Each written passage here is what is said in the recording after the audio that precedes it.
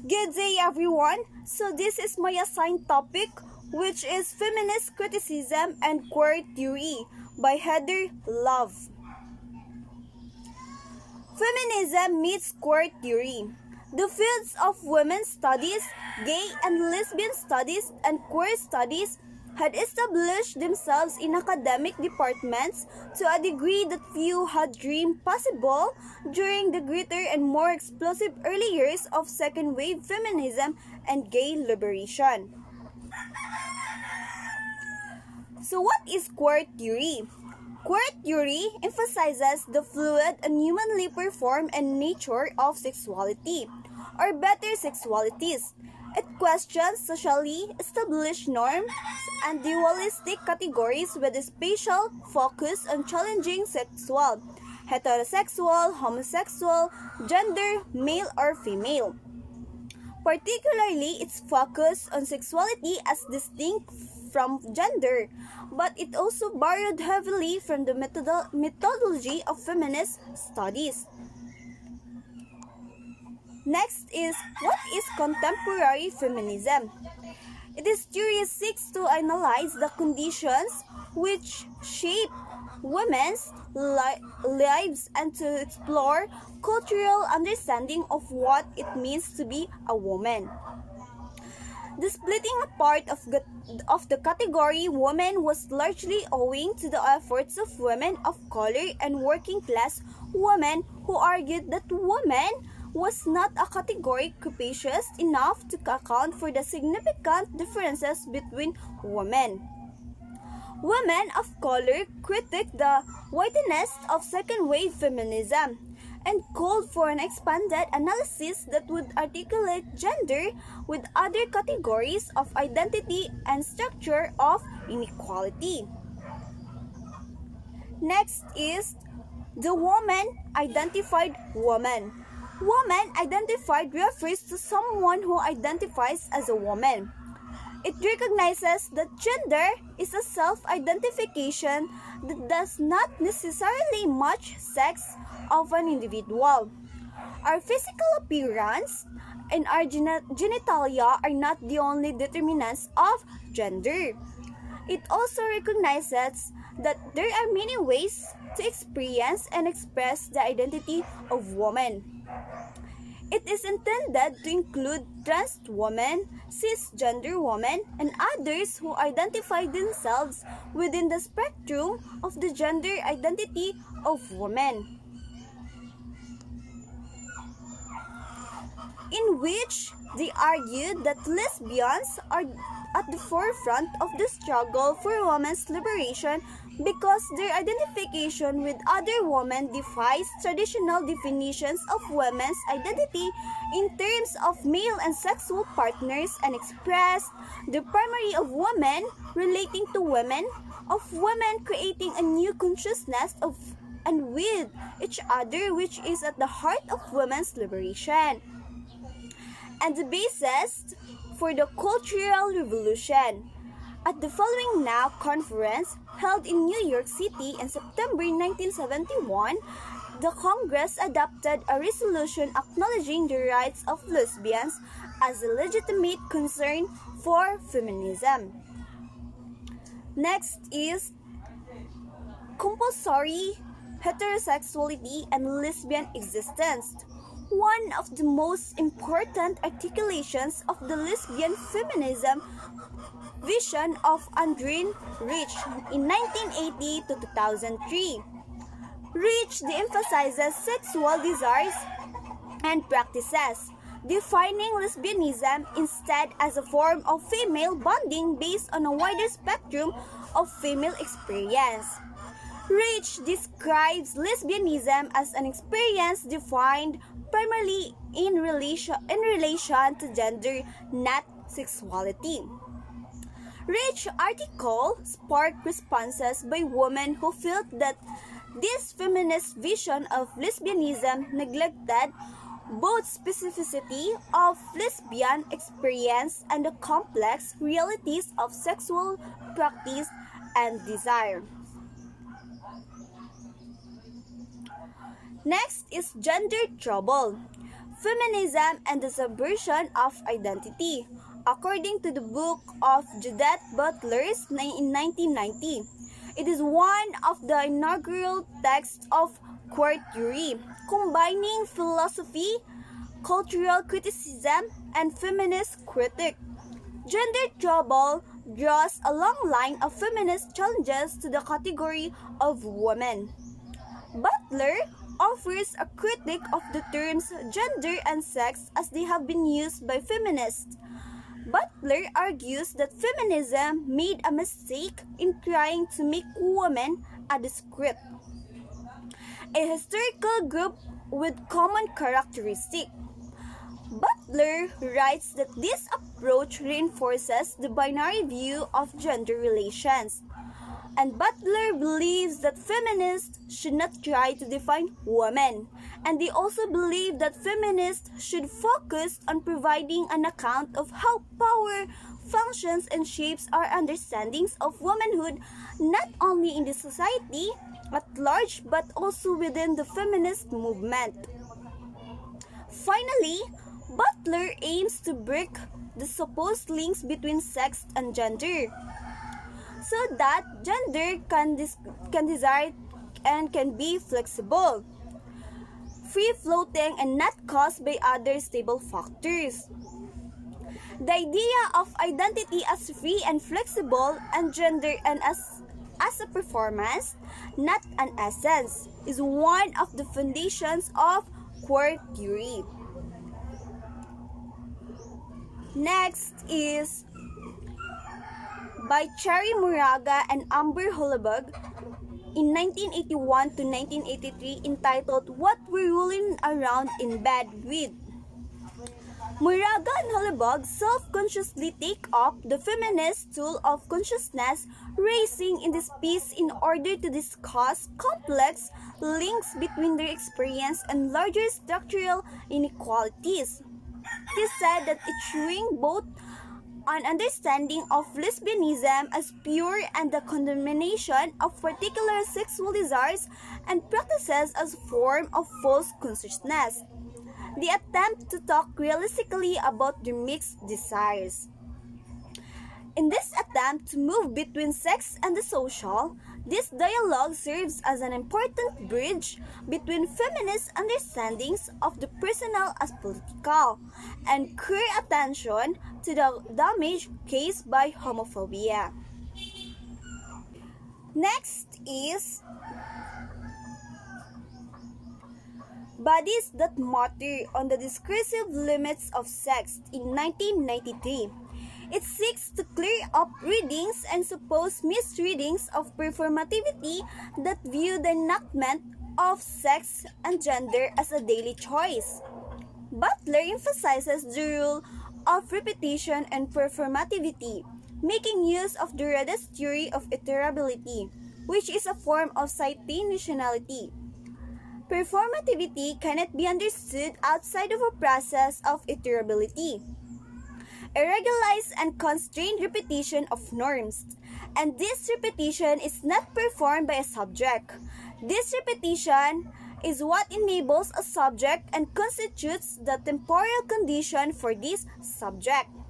This iterability implies that performance is not a singular act or event, but a ritualized production, a ritual reiterated under and through constraint, under and through the force of prohibition and taboo, with the threat of ostracism and even death, controlling and compelling the shape of the production, but not, I will insist, determining it fully in advance. Next is Epistemology of the Closet, 1990, by Ev Kosowski-Sedgwick. The book offered a feminist and anti-homophobic perspective on erotic triangles and male rivalry in literature from the Renaissance onwards. According to Robert Tobin, a writer for philosophy and literature, readers who still hunker for expository prose without digressions might on occasions be frustrated with this book. As well, readers whose politics differ from Sedgwick's. Nonetheless, it is probably precisely those readers who could learn the most from Epistemology of the Closet, which reestablishes Sedgwick's position as one of the most important thinkers in American gay studies.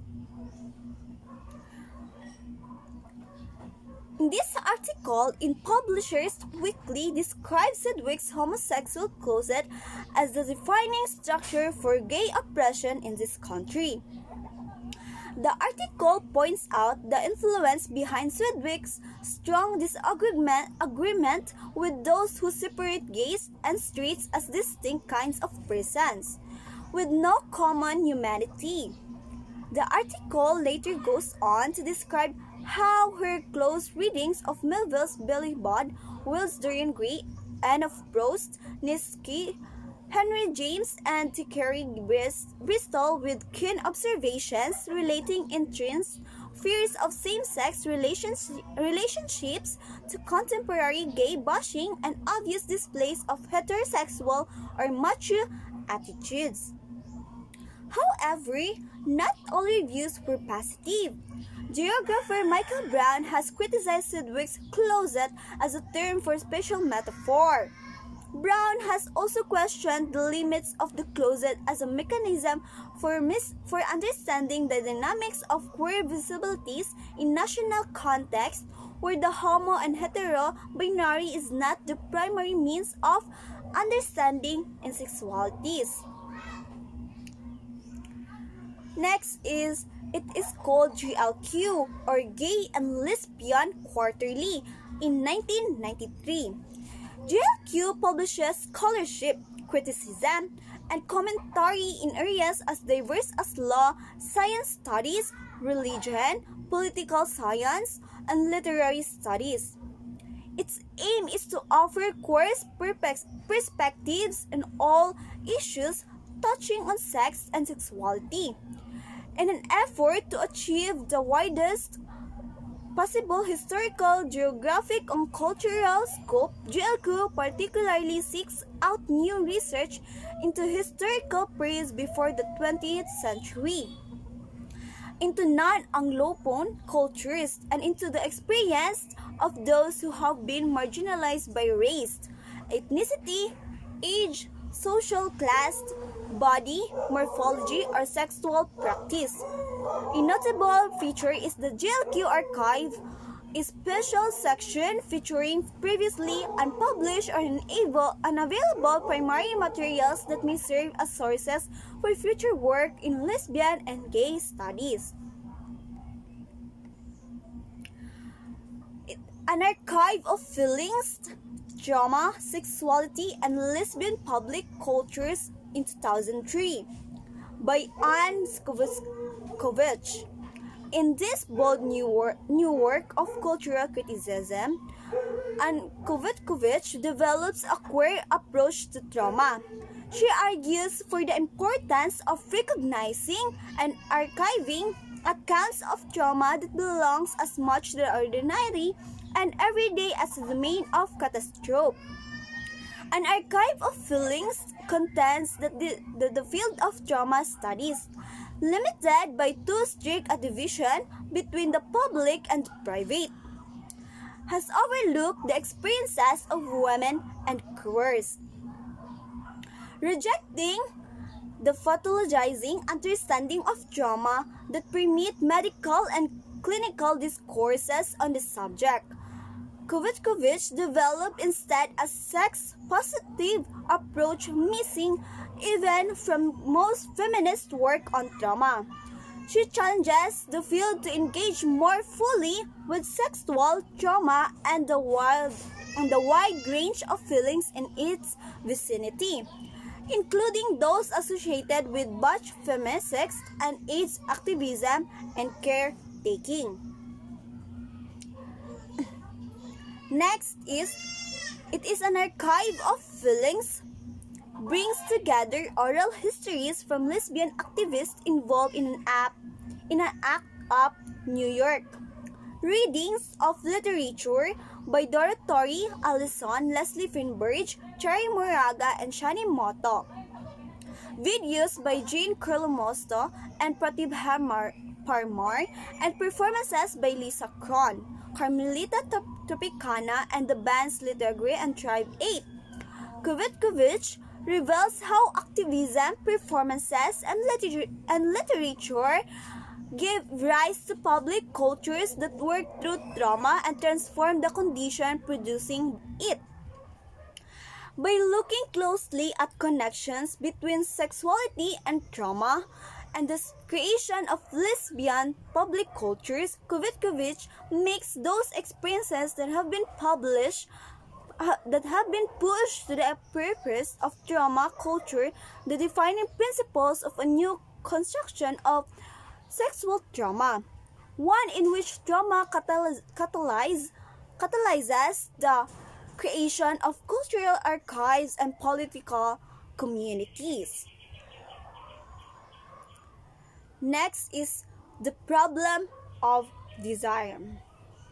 Desire does not repress. On the contrary, as Foucault has argued, it is extensively represented and explored, but the exploration takes place behind the back of the Enlightenment, so to speak, not in secret, but in a region which can remain unacknowledged in the hard, rational, analytical world whose hero is man. This region is private, marginal, and in a sense feminine. Women were the first writers and readers of the novel in the 18th century. Women were permitted to be experts on desires. Next is My Dangerous Desires by Amber Hollybook. Hollybook speaks for a movement that takes sex seriously, that sees it not as private indulgence but rather as connected to a larger public world.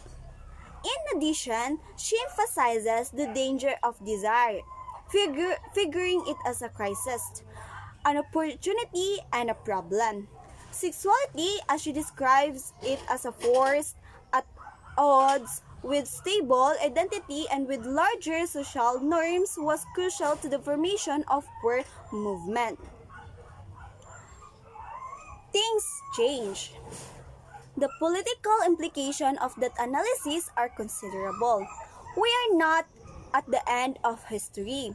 On the contrary, history goes on, at least if the world survives our present drive to self-destruction. And human experience will not always be as it is now. Things will change again, and we can choose to intervene or not, to determine the direction of change or to leave it to chance, which is to say to the cultural logic of late capitalism. I see desire as a test case for the possibility of change in an area which seems most personal, most private, and most independent of history. And that's all for my report in the title, Feminist Criticism and Queer Theory. Thank you!